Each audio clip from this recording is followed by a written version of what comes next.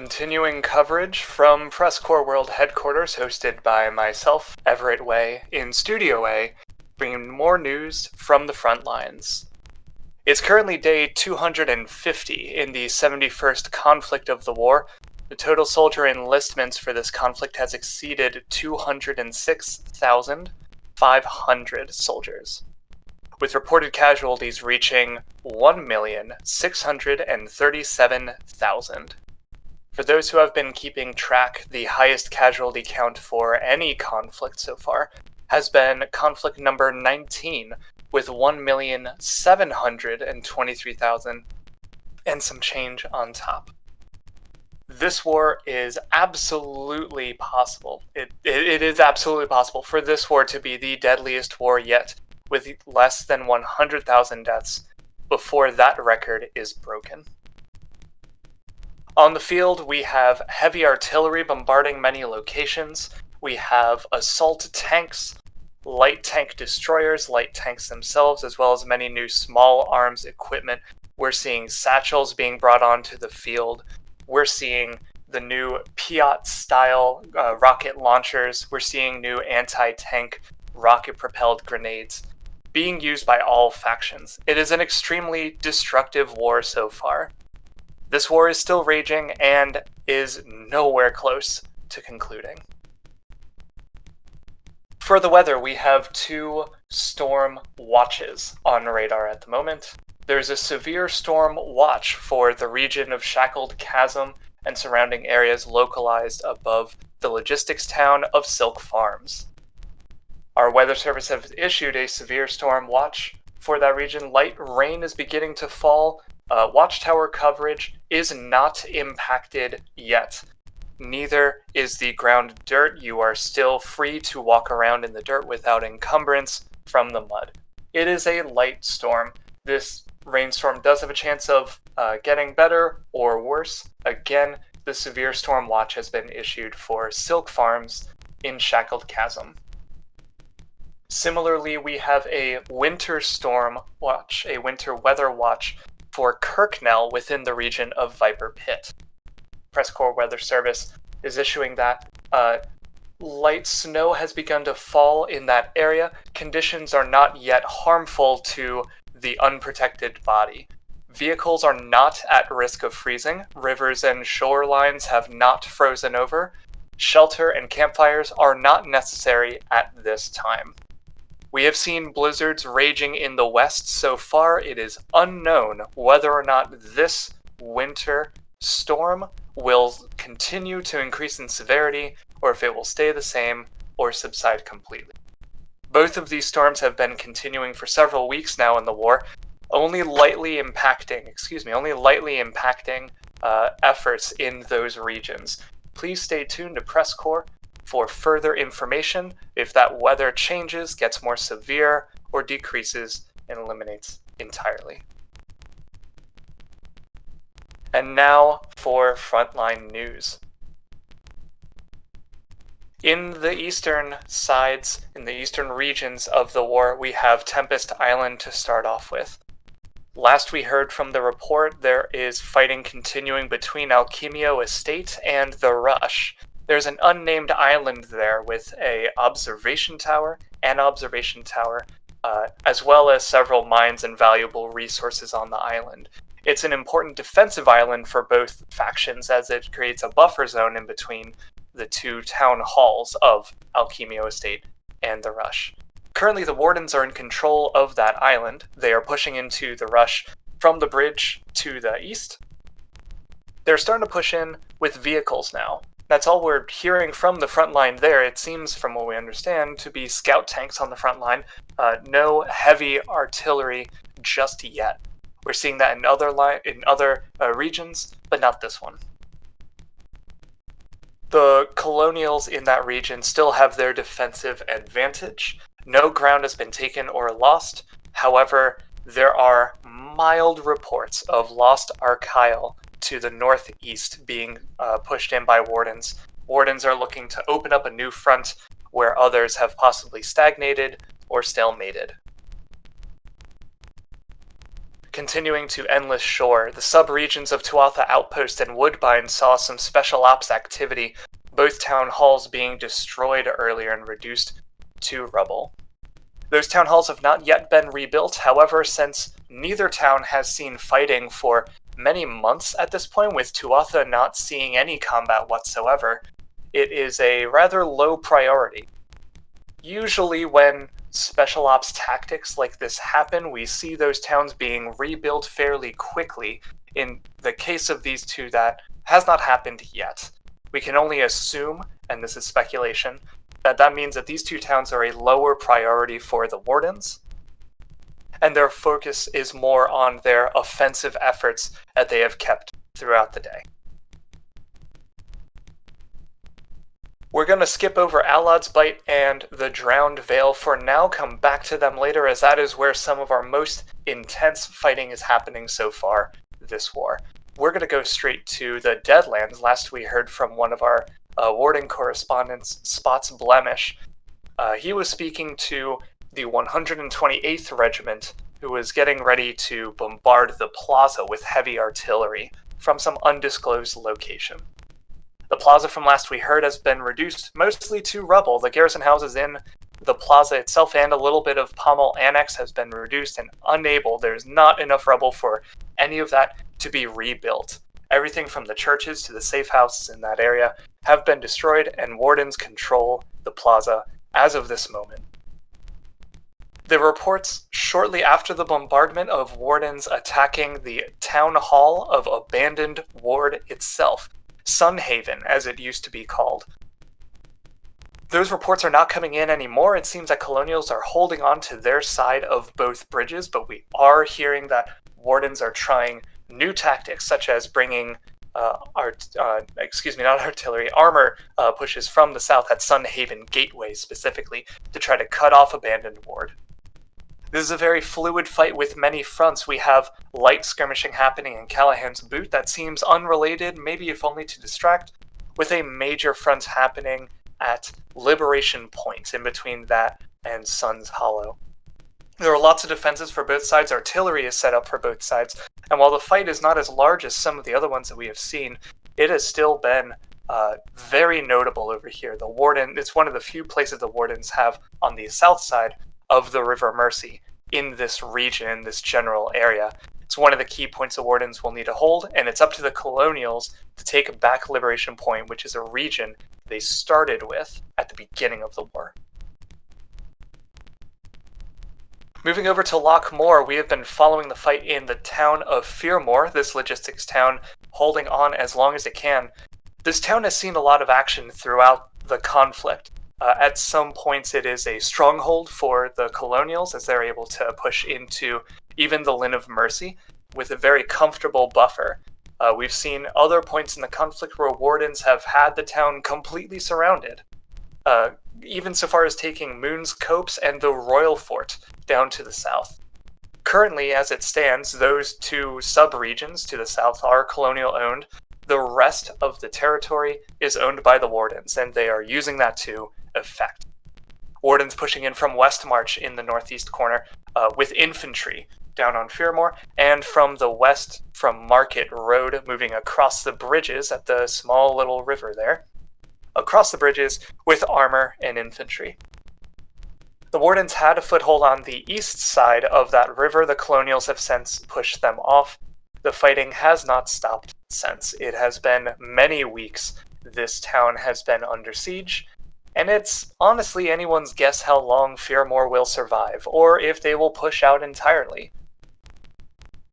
More to be seen from Fearmore in the future. In Pharaonic Coast, we haven't seen much activity in the past several weeks. However, we reported earlier that there was a Colonial counter-offensive in the area of Hart Road, Corallushlands, Cardia. These old towns, now not much more than just fields and grazing pastures, have several Colonial bases set up there. There is a Warden defensive line up the road at a crossroads in McCarthy Fields. This is just to the west of Macca's Keening. The Colonials looking to make headway in there, wedging their offensive in between 3 town halls, Marcus Keening, Pleading Wharf, and Victa.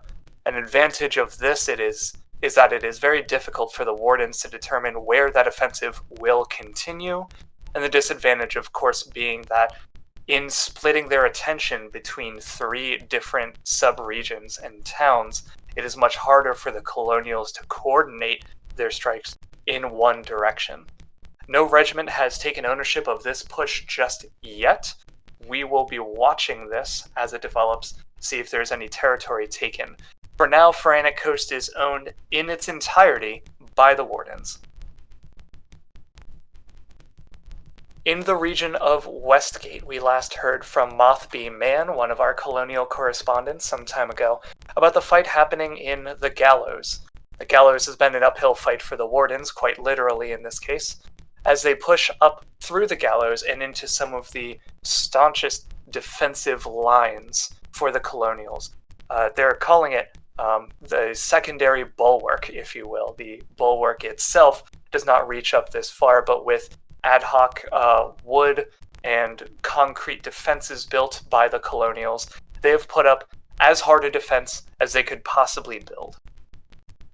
From last we heard from our colonial correspondent, the Colonials have pushed off their offensive, has pushed off the Warden offensive specifically, and moved back downhill towards the waterline at Sanctuary. The fighting is occurring at the bridge connecting the Gallows and Sanctuary. Only infantry is pushing across this destroyed bridge. Not many vehicles can move their way across either. It's a bit of a stalemate, as on the defensive side in Sanctuary, there are lots of heavy arms for the Wardens, as well as entrenched artillery, anti-tank guns, and anti-infantry guns there, holding that defensive line strongly. One of the big fears is any naval activity to come from that area, as Wardens continue to hold the island of Handsome Hideaway. This is a bit of a gambit for the Wardens to pull off, as there's not a lot of logistics support that can come from there. It is waterlocked. Any logistics has to come in through the water, which makes any logistics much harder for those who have actually tried to do this. The Wardens still hold Handsome Hideaway, and they're using it as a naval launching point for assaults into many different parts of the region, including Wyatt Wick. For some time, about a week ago, the Wardens held Wyatt Wick as a point on the mainland. The Colonials have pushed that back and have since recaptured it. Where this offensive goes for Handsome Hideaway, or if Sanctuary falls, or if the Gallows is pushed back into by the Wardens, we will see in the coming days. We'll go back east to Drowned Vale, where we have been watching this fight. The 82nd Dread Corps Legion has taken responsibility. A Warden regiment has pushed into the Saltcaps and Singing Serpents, and even as far down south as the Bats. Earlier today, the Bats itself was threatened fairly severely, honestly, as the Colonials made a last-ditch effort to defend this home island of theirs. The Bats is one of those few island locations where there are only 4 ways in. It's surrounded by water, and those 4 ways are by bridges, so any capture of the Bats by an opposing faction has to be done over a bridge.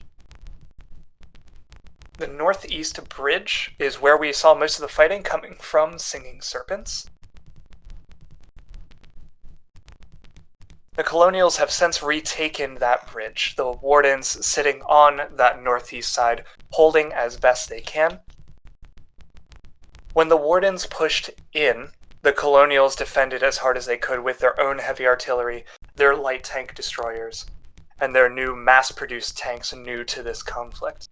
As the Wardens were retreating across the bridge to quickly build up their defenses and hold their line, they submitted a statement to the Colonial faction. This statement reads, and we still have it here in front of us, as such, quote, "Today, brothers and sisters under Callahan, we have showed this heretical filth that we will not stand for their presence, and will pay any cost to clean their corruption from the Vale. To the heretics still within the city of Baths I say this, Lay down your arms, and upon my honor you shall be granted a swift death under Callahan's grace. End quote. This was a comment made by 82nd Dread Corps Commissar Avidas. This statement has been spread to the colonial faction and regiment leaders. Currently, their statement in response is a simple no. There will be a more formalized response to come in the coming days, depending on how this fight resolves. The fight is still ongoing. The Bats Bridge in the northeast towards Singing Serpents is still held by the Colonials currently. The main land is still held by the Wardens, and the fight can go in any direction. The last region we want to cover today, but certainly not the least, is one of Alod's Bight, which we have seen the most recent Warden offensive push in, and this is not something to be taken lightly. The two towns of Scurvyshire and Rumhold in Alod's Bight are currently under Warden control.